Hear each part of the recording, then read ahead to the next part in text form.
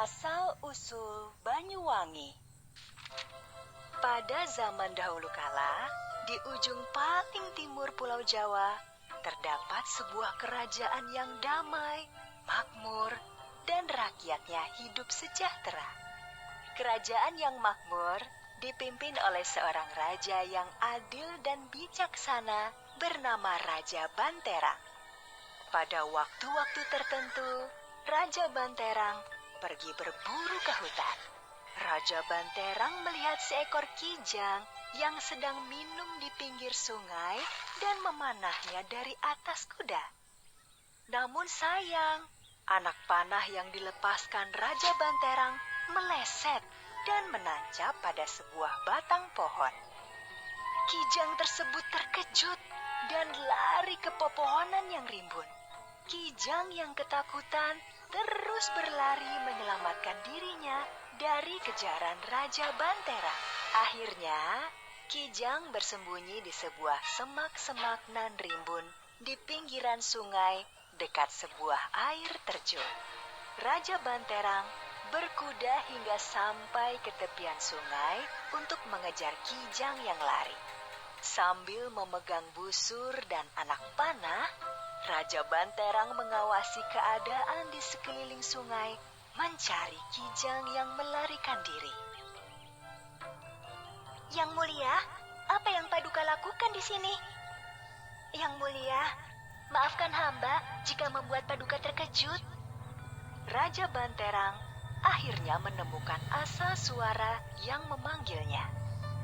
Raja Banterang turun dari kudanya dan mendekati perempuan tersebut. Siapakah kamu?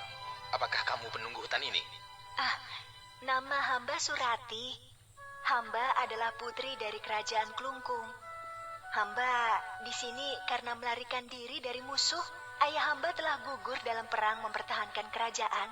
Raja Banterang menjadi iba melihat nasib Surati. Raja Banterang kemudian membawa Surati pulang ke istana. Tidak lama kemudian, Raja Banterang menikah dengan Surati. Setelah sekian lama menikah, Raja Banterang tidak bisa meninggalkan kegemarannya untuk berburu. Suatu hari, Raja Banterang berpamitan kepada Surati untuk pergi berburu. Raja Banterang pun berangkat berburu dengan dikawal beberapa pasukan berkuda. Namun, tanpa disadarinya, sepasang mata mengawasi keberangkatan Raja Banterang dan pengawalnya. Seorang laki-laki berpakaian compang-camping segera berjalan menuju istana ketika Raja Banterang dan pengawalnya telah jauh. Dia melompati tembok istana dan menyusup ke dalam. Surati! Surati terkejut. Ada seseorang yang mendekatinya. Kakanda Rupaksa, apa yang Kakanda lakukan di sini? Laki-laki yang menyusup ke istana tersebut ternyata adalah kakak kandung Surati, Rupaksa. Surati, kamu harus tahu bahwa suami kamulah Raja Banterang yang telah membunuh ayah kita.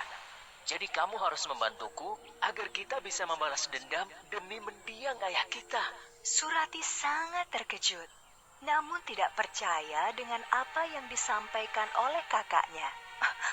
Tidak, Kakanda. Raja Banterang telah menyelamatkanku di hutan. Aku berhutang budi padanya. Rupaksa sangat marah dengan jawaban Surati. Bawalah ikat kepala ini sebagai cenderamata dan simpanlah di bawah tempat tidurmu. Surati menerima ikat kepala milik Rupaksa tanpa berkata-kata sambil melihat kepergian kakaknya.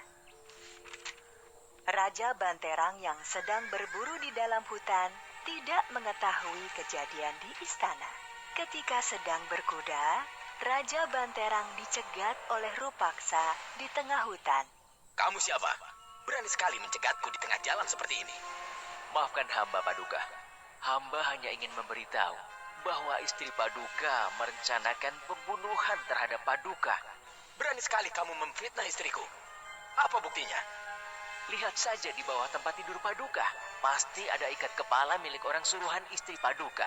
Itu adalah bukti bahwa istri Paduka sudah merencanakan pembunuhan Paduka bersama orang suruhannya. Raja pun segera kembali ke istana. Jadi benar apa yang dikatakan orang di hutan itu. Istriku telah berkomplot untuk membunuhku. Hamba tidak pernah berniat jahat untuk membunuh Paduka. Orang yang Paduka temui di hutan itu Rupaksa, kakak kandung hamba. Aku tidak percaya kata-katamu. Kamu sudah aku selamatkan di hutan. Jadi ini balasanmu. Surati merasa sedih dan berlari hingga sampai di tepi jurang air terjun yang dalam. Paduka, hamba tidak pernah berniat jahat. Hamba akan menceburkan diri di dalam sungai di bawah sana.